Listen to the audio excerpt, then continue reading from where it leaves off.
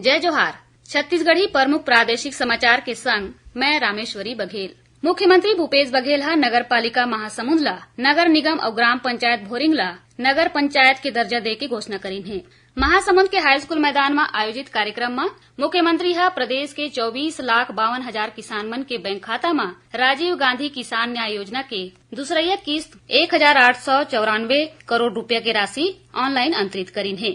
मतदाता सूची में नाव जुड़वाए बर आज घलो प्रदेश के सबो मतदान केंद्र में विशेष शिविर के आयोजन करेगीस। जिन लोगन के नाव मतदाता सूची में नहीं रहीस ओमन विशेष शिविर में अर्जी लगाइन है। यही बीच भारतीय जनता पार्टी हा निर्वाचन आयोग ले मतदाता सूची में नवा नाव जोड़े और गलत नाव ला हटाए बर 15 दिन और समय बढ़ाए के मांग करे हैं। कांग्रेस के राष्ट्रीय अध्यक्ष मल्लिकार्जुन खड़गे हा कांग्रेस कार्य समिति की घोषणा करीन है। 39 सदस्यीय समिति में छत्तीसगढ़ ले गृह मंत्री ताम्रध्वज साहू के नाम शामिल है। प्रदेश के सबो ग्राम पंचायत में आज ले ग्राम सभा के सिलसिला शुरू हो गए है। इस दौरान रद्दा में मवेशी मन के सेती होइया सड़क दुर्घटना और जान माल के नुकसान ला रोके के उपाय ऊपर चर्चा करे जाही।